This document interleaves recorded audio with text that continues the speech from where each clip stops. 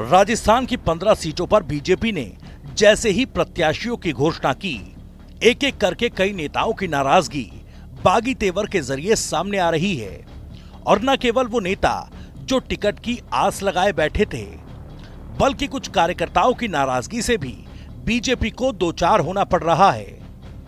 हालांकि अब बाकी बची सीटों पर भले बीजेपी प्रदेश कार्यालय में प्रदेश स्तर के बड़े नेताओं ने मंथन किया हो, लेकिन इस मंथन से ज्यादा चर्चा नेताओं और कार्यकर्ताओं के बागी तेवर के टेंशन की है। एक तरफ जोधपुर में पूर्व सांसद जसवंत बिश्नोई ने सोशल मीडिया पर जो पोस्ट की है, उससे उनके बगावती रुख का अंदाजा लगाया जा सकता है, तो दूसरी तरफ चुरू से सिटिंग एमपी राहुल कसवा अपना टिकट काटे जाने के बाद से मुखर बगावती रुख का अंदेशा दे रहे हैं। टिकट कटने के बाद चुरू सांसद राहुल कसवा ने अपने समर्थकों के लिए सोशल मीडिया प्लेटफॉर्म एक्स पर एक पोस्ट में लिखा है कि कुछ दिन बाद आपके बीच उपस्थित रहूंगा, जिसकी सूचना आपको दे दी जाएगी। सियासी जानकारों का दावा है कि कसवा की ओर से आगामी एक दो दिनों में कोई बड़ा कदम उठाया जा सकता है।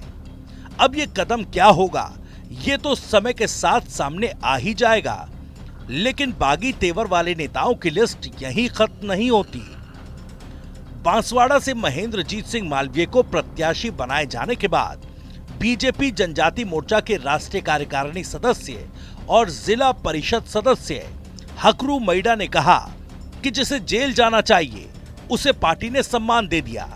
अब बीजेपी जनजाति मोर्चा के राष्ट्रीय कार्यकारिणी के सदस्य के बयान से ये साफ है कि बांसवाड़ा में मालवीय की राह बीजेपी में आने और टिकट पा जाने के बाद भी काफी मुश्किल है। खैर, नेताओं के साथ साथ बीजेपी कार्यकर्ताओं में भी नाराजगी खुलकर सामने आ रही है।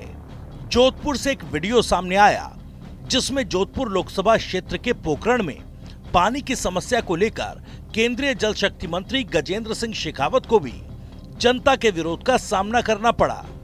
शेखावत जब जनसुनवाई कार्यक्रम में पहुंचे तो कुछ लोगों ने शेखावत के खिलाफ नारेबाजी शुरू कर दी।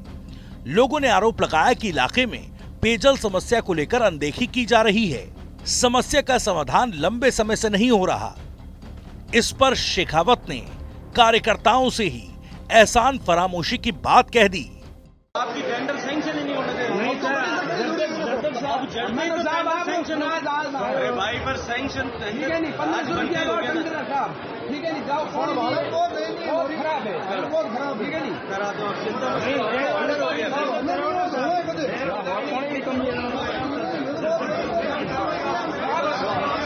बाकी 5 साल 10 साल 4 लाख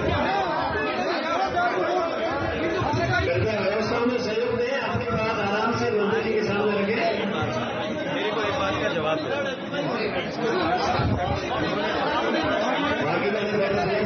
पैसा दे दिया 2 महीने में मैंने उसको टेंडर में करा दिया, सैंक्शन करा के, तो भी आपको शांति नहीं होती। मैं कोई यूं कर रहा था तो टंकी बने तो टेंडर हो बनन में 6 महीना लगा।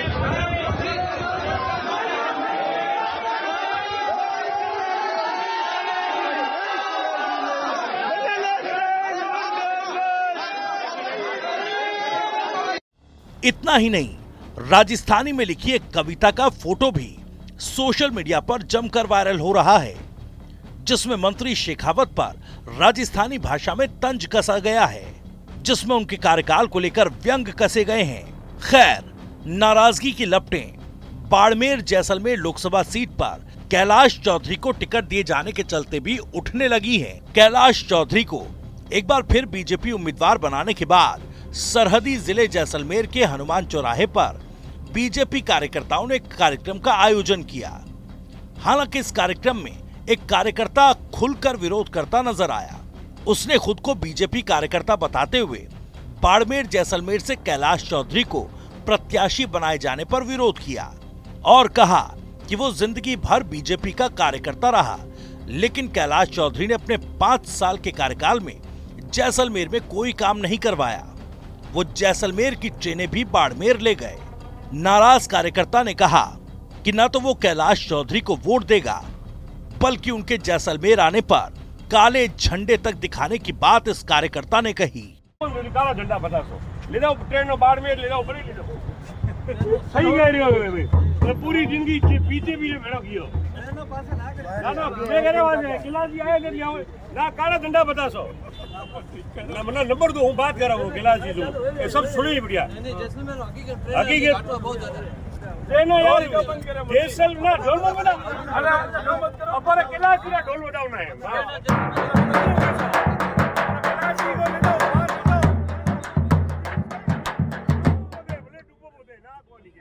गिलास जी को ले दो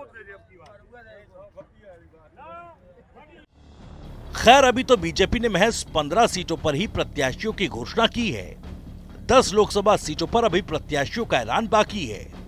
ऐसे में नेताओं के बागी तेवर और कार्यकर्ताओं की नाराजगी को बीजेपी शांत कैसे कर पाएगी, ये अहम सवाल है। सवाल ये भी है कि कहीं ये स्थिति बीजेपी के 400 पार के नारे और राजस्थान में 25 सीटों पर जीत की हैट्रिक के इरादे पर पानी न फेर दे।